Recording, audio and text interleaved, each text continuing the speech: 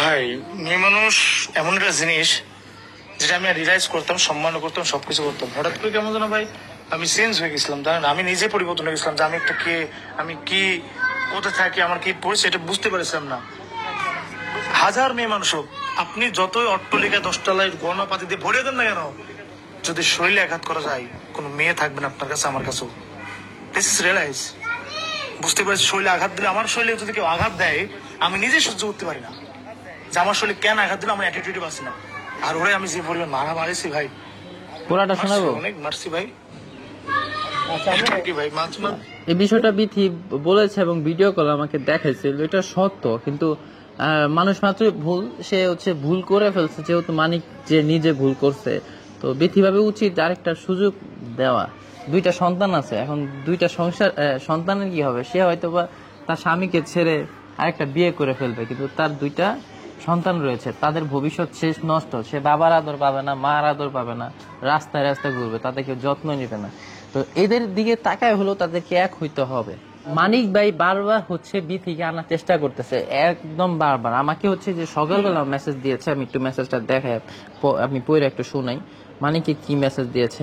সে বারবার বলতেছে বিথিকে ছাড়া আমি বাঁচবো না, আমার বিথিকে লাগবে, আমি যে ভুল করছি, আমি একদম ভালো হয়ে যাব। বিথি যদি আসে তাহলে আমি আমার বাবা মার সাথে কোনো সম্পর্ক রাখবো না, আমি ভাই বোন কাউরে চিনি না, আমি এখন শুধু বিথিকে চিনি। মানে বিষয়টা হচ্ছে আগে যা করছে, হইতে পারে সে কারো পরামর্শ শুনেছে, পরামর্শ শুনে তার মস্তিষ্ক অনেক ধরনের প্রশ্ন জাগছে, এই জন্য সে তার সাথে করছে। এখন যাওয়ার পরে আসলে সে বুঝতেছে যে এরকম। এই যে ভাই দেখেন, আচ্ছা ওই যে আয়ানের উনি ওনার ছেলের ছবি পাঠাইছে আমাকে, ছেলের ছবি মানে ওর মার জন্য কান্না করতেছে, এগুলো আমাকে ভিডিও টিডিও করে পাঠালো। মানিকের মাথায় একটা সুস্থ মস্তিষ্কের মাথায় যে ব্রেন থাকে, যে ব্রেন কাজ করে, তার মাথায় কিছুই কাজ করছে না। সে বিভিন্ন বিষয়ে আসক্ত হয়ে, তো সে বিভিন্ন কিছু যা মন চায় তাই বলে ফেলতেছে, যেটা কোনো প্রমাণ দিচ্ছে না বা প্রমাণ দিতে পারতেছে না, যেটা মন চায় সেটা বলতেছে। তো মানিকের মাথা একটু সমস্যা, বা একটু রাগী টাইপের ছেলে, মানে ও হচ্ছে জানতেছে সেটা অপরাধ, তারপর সে চাপায় দিবে, জোর করে চাপায় দিবে, এবং সেটা তার বউ মেনে নিতে পারতেছে না। তার বউ বলতেছে যে আমাকে এগুলো বলুক বা যাই হোক, কিন্তু আমাকে অত্যাচার মারধর করে। এটা মানিকে কান্নাকাটি করতে করতে আমাকে বলছে যে আমি ভুল করছি। মানে ও এই মেসেজ গুলো আমাকে করা, আমি আবার ওর বউয়ের কাছে পাঠাই যে তোর বউর মনটা একটু গলে। কিন্তু ওর বউ বলতেছে ভাই আমি তো এখন একটা, আমারও তো ব্যথা লাগে শরীরে। ওর ওয়াইফ এগুলা বলে। আমি একটু যদি একটু রেকর্ড শুনে আপনাদেরকে মানিকের। শুধু ভালোবাসা হইলে চলে? আচ্ছা একটু ভয়েসটা শুনেন।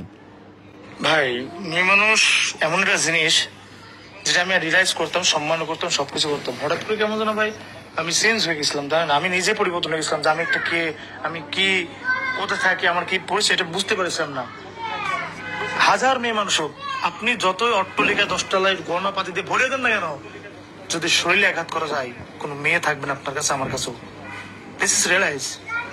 বুঝতে পারছি শরীরে আঘাত দিলে, আমার শরীরে যদি কেউ আঘাত দেয়, আমি নিজে সহ্য করতে পারি না যে আমার শরীরে কেন আঘাত দিলে আমার অ্যাটিটিউড পাচ্ছি না। আর ওরে আমি যে পরিমাণ মারা মারিছি ভাই, পুরাটা শোনাবো? অনেক মারছি ভাই। কি ভাই না আমাদের কথা শুনে না, তো আমরা তো বোঝার চেষ্টা, অবশ্যই দুর্বল। মালিকের খোঁজ খবর নেই আমাকে ফোন দিয়ে। তারা একটা সময় এক হয়ে যাবে, কিন্তু রাগ অভিমান একটাই, যে মানিক ভাইকে উদ্দেশ্য করে বলি যে যাই কারণে বউরে হাত তুইলেন না, মাইরেন না, এমনি ধমক টমক দিয়েন, আর হচ্ছে নিজের বউকে অন্যের উপরে চাপায় দিয়েন না। এটা আপনার বউ, আপনার বউর সম্মান মানে আপনার সম্মান।